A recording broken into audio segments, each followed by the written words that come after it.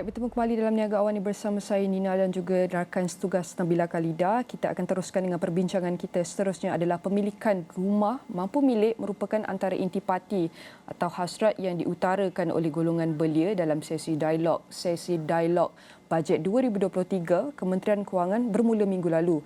Timbalan Menteri Kewangan 1, Datuk Seri Ahmad Mazlan berkata, selain itu, mereka juga turut menyuarakan hasrat agar lebih banyak peluang pekerjaan dapat disediakan untuk memastikan kelangsungan hidup. Dan sudah bersedia dalam talian untuk bantu kami lebih memahami perkara ini ialah Ayat Ishak, merupakan penganalisis hartanah. Terima kasih Ayat kerana sudi menyertai kami pada pagi ini. Okey, Assalamualaikum. Terima kasih kerana sudi menjemput. Alhamdulillah. Waalaikumsalam. Ayat, boleh kongsikan kepada kami apakah situasi rumah mampu milik di Malaysia ketika ini? Bagaimana pula kadar kemampuan anak muda ni nak miliki rumah pada setakat ini dan apa unjuran Ayat pada tahun ini? Okey, kalau kita bercerita tentang dua isu ini, anak muda dan hartanah, ini yang menariknya. Sebenarnya apabila kita melihat, isu-isu anak muda, apabila kerajaan menyelesaikan isu anak muda ni, dia menyelesaikan isu-isu masa depan. Dan anak-anak muda adalah masa depan negara. Dan kalau kita lihat apa sebenarnya pandangan anak muda, kesilapan nombor satu ialah menganggap anak muda tidak, ambil endah tentang pemilikan rumah. Itu kesilapan pertama. Bukannya mereka tidak ambil kisah, tidak kisah langsung tentang pemilikan hartanah. Mungkin anak-anak muda ini ada pandangan yang berbeza. Sama juga anak-anak muda ada pandangan berbeza tentang pendidikan. Ada yang rasa universiti dah tak relevan lagi. Bukan mereka tidak kisah tentang pendidikan, tetapi mereka ada pandangan yang berbeza tentang pendidikan. Kerana apa? Kerana cabaran yang mereka hadapi adalah sangat-sangat berbeza dengan cabaran yang mungkin orang-orang yang sudah lanjut usia atau dewasa berbanding dengan umur mereka. Okey, apa situasinya? Kalau kita kupas, pemilikan hartanah dalam kalangan anak muda sudah termaktub sebenarnya dalam Dasar Perumahan Negara. Kerajaan antara tugas penting dan tanggungjawab penting kerajaan ialah untuk merumahkan rakyat. So ada satu lapisan masyarakat yang perlu kerajaan bantu kerana mereka ini baru mulakan kehidupan mereka, baru mula mendapat pendapatan, baru berkahwin, baru graduate dan kumpulan ini adalah anak-anak muda. Dan kalau kita lihat Dasar Perumahan Negara, akses kepada perumahan ini dilihat dari dua sudut, dari segi pemilikan dan dari segi penyewaan. So kita kupas apa situasi sebenar. Kalau kita lihat pemilikan hartanah, ini cara pandangan nombor satu. Bagaimana kita nak membantu anak muda memiliki hartanah. So semua polisi-polisi yang akan membantu mereka memiliki hartanah itu amat-amat diperlukan sekarang. Now, pemilikan hartanah pula ada dua sudut pandangan. Yang pertama ialah harga rumah itu sendiri dan pendapatan anak-anak muda itu sendiri. So bagaimana kita nak membantu anak-anak muda ni, kita bantu pastikan cukup rumah-rumah mampu milik. Apa yang dianggap mampu milik itu, dia berkait sangat rapat dengan pendapatan anak muda itu. Nah, sebenarnya kalau kita lihat akses kepada rumah, kita kena bantu anak muda ada akses kepada pembiayaan rumah. Tapi sebelum kita nak ada akses kepada pembiayaan rumah, kerajaan perlu bantu anak-anak muda akses pada ekonomi. Mereka perlu ada peluang untuk turut serta dalam ekonomi, dalam pasaran. Mungkin sebagai dari sudut pandang kerjaya, dari sudut pandangan perniagaan dan cara anak-anak muda ini mendapatkan pendapatan sangat-sangat berbeza dengan anak-anak muda 10 tahun dulu, 20 tahun dulu dan sebelumnya. Ini dari sudut pandangan pemilikan. Dari sudut pandangan penyewaan juga sangat-sangat penting. Jadi saya sangat-sangat, suka kepada skim-skim seperti RTO. RTO ni dia satu skim yang sangat-sangat powerful dari sudut pandangan pemilikan hartanah.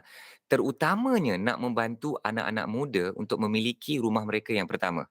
So, bayangkan kita, nak mereka ada rumah.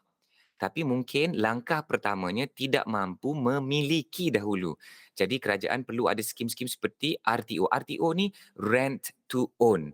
Jadi kita sangat-sangat mengharapkan ada mungkin satu pengumuman, satu usaha kerajaan dari sudut pandangan penyewaan sebelum nak membantu anak-anak muda ini memiliki hartanah. Itu sedikit pendapat saya. Ayat bercakap mengenai penyewaan kan tadi, tapi mungkin ada segelintir yang memilih untuk menyewa selama-lamanya dan tak ada niat untuk memiliki rumah itu sendiri. Jadi apa pendapat ayat tentang itu? Okey, tidak okey, pertamanya kita kena setuju bahawa menyewa tidak salah, menyewa tidak hina dan sekiranya anak muda pilih untuk menyewa seumur hidupnya, kita kena, terima, kita kena raikan kerana anak-anak muda ini, mereka tahu apa yang mereka mahukan. Tetapi adakah itu yang paling adakah itu yang mereka perlukan? Adakah itu yang paling selamat untuk anak-anak muda? Okey, apabila saya membantu anak-anak muda dalam pemilikan hartanah dan apabila saya membantu rakyat Malaysia ini dalam program-program pemilikan hartanah, apa yang saya dapati ialah okey, anak-anak muda kata apa? Mereka tidak mahu memiliki, mereka mahu menyewa. Mereka mahu fokus kepada, meraihkan pengalaman, mereka mahu melihat dunia, mereka mahu bebas. Kerana pemilikan rumah ini seolah-olah mereka terpenjara di satu-satu lokasi. Anak-anak muda mahu rasa kebebasan itu. Okey, masalahnya ialah apabila anak-anak muda itu akan tua satu hari nanti, akan dewasa, akan ada keluarga satu hari nanti, akan tiba satu perasaan mahukan rumah sendiri. Dan pada ketika itu, rumah sudah menjadi terlalu mahal. Satu, akses kepada pembiayaan sudah makin sempit, makin sukar kerana mungkin umur kita 40, 45, 50 tahun, kita hanya mampu untuk mendapat pembiayaan yang tempohnya 20 tahun. Maka pembayaran semula, komitmen bayaran bank bulanan sudah menjadi sangat tinggi secara bulanan itu dan sudah menjadi tidak mampu untuk anak-anak muda yang sudah menjadi tidak muda lagi, yang sudah menjadi dewasa itu, menjadi tua itu untuk memiliki hartanah. Jadi, apa salahnya anak-anak muda hari ini untuk menyusun perancangan hidup mereka, manalah tahu, okey, boleh tak kita mungkin memiliki hartanah pada usia muda, pada masa yang sama untuk menikmati kebebasan yang lain yang mereka mahukan itu. Jadi, sebenarnya anak-anak muda mungkin tidak sedar bahawa perancangan itu sangat-sangat penting dan inilah yang kita kena didik anak-anak muda hari ini. Seperti yang ayat katakan tadi bahawa anak-anak muda ni perlu ada perancangan jangka panjang. Namun mereka kurang kesedaran dalam perkara ini. Mungkin ayat boleh bantu untuk kita fahami bagaimana pula dengan rumah pasaran sekunder yang mana satu perlu beli utamakan, rumah baru atau rumah pasaran sekunder sebagai rumah pertama mereka. Apa pendapat ayat? Soalan ni, terima kasih. So, bila kita nak membeli hartanah, dia ada 3 kolam yang kita boleh pancing ikan. Ikan bernama hartanah ni. Satu ialah primary market daripada pemaju, sekunder daripada orang yang pernah membeli daripada pemaju mungkin, atau ketiga daripada lelong. Now, apa ceritanya pasaran sekunder? Anak-anak muda kebanyakannya mungkin tidak akan berminat nak membeli hartanah di pasaran sekunder. Kenapa? Kerana keperluan kewangan yang sangat-sangat tinggi. Berbeza dengan membeli hartanah daripada pemaju.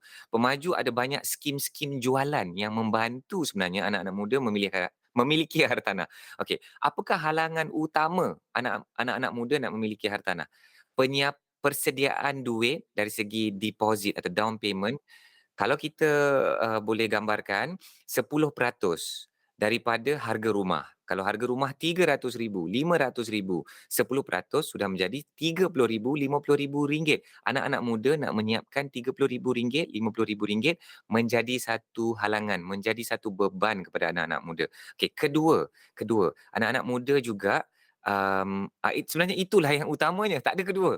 Okey, dan apabila kita dapat selesaikan masalah down payment itu, down payment itu tidaklah ada satu kelonggaran di, pasaran sekunder. Dia tetap kena bayar 10%. Dalam pasaran, apabila membeli hartanah daripada pemaju, dia adalah kelonggaran, tak perlu keluar 10% itu, dia hanya perlu keluarkan sedikit, mungkin RM1,000 atau RM5,000 dan selainnya akan dibiaya oleh pembiayaan dengan institusi kewangan iaitu bank. Itulah kenapa pasaran sekunder tidak menjadi minat utama kepada anak-anak muda. Baik Ayat, berbahagikan 2 minit, mungkin secara ringkasnya Ayat boleh kongsikan apa model atau konsep lain yang boleh kita wujudkan bagi memastikan golongan belia ni mampu nak memiliki rumah.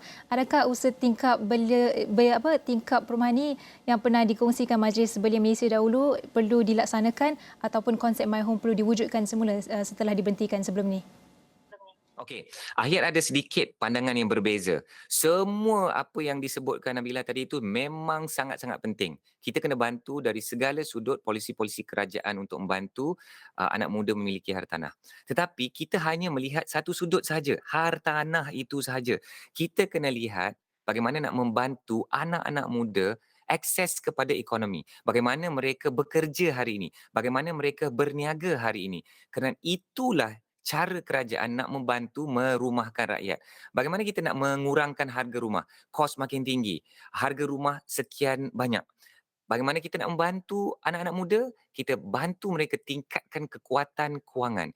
Itu adalah apa yang anak-anak muda perlukan dan anak-anak muda sangat mengharapkan kerajaan yang stabil, ekonomi yang mantap dan bagaimana mereka berpeluang untuk akses kepada ekonomi ini. Inilah yang anak-anak muda sangat-sangat perlukan.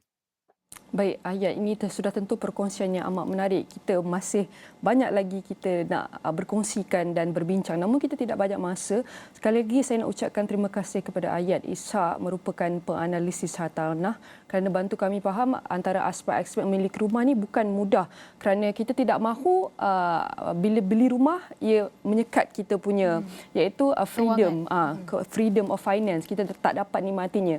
Dan untuk pengetahuan anda sebanyak 18 sesi dialog bajet 2023 diadakan bermula 26 Januari hingga 10 Februari depan bagi mendapatkan maklum balas dan pandangan semua pihak berkepentingan sebelum dirumuskan untuk dimasukkan dalam bajet 2023 yang akan dibentangkan pada 24 Februari nanti.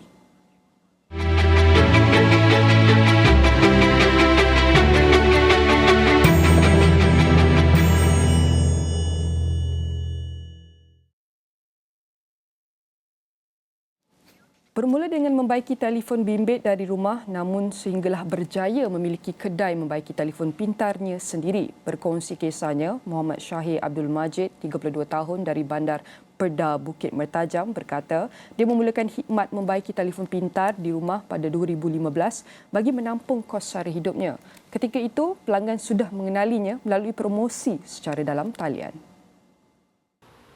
Susulan kehadiran pelanggan yang ramai, Muhammad Syahir mengorak langkah dengan menyewa premis membaiki telefon pintar atas nama SLE Device Solution. Okey, saya start dalam bidang ni dalam tahun 2015. Di rumah lah, saya start di rumah, setahun di rumah. Kiranya saya guna platform online ni betul-betul banyak membantu lah. Sebab saya start dengan customer semua online lah. Kiranya saya akan post dalam grup-grup penduduk-penduduk ni lah. Saya starting dari situ. Ya, di rumah juga. Sebab saya tak ada kedai masa tu. Saya starting betul-betul saya memang zero lah.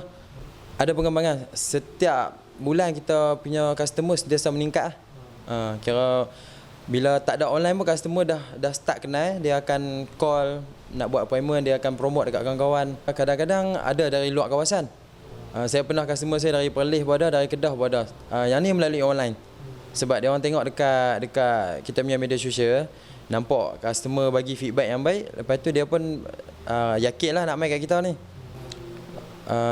Servis handphone banyak sekarang ni. Cuma kadang-kadang customer dia tengok kita punya kualiti kita macam mana. Kadang-kadang kita punya tool pun penting juga. Tool kita punya skill, hasil kerja kita macam mana.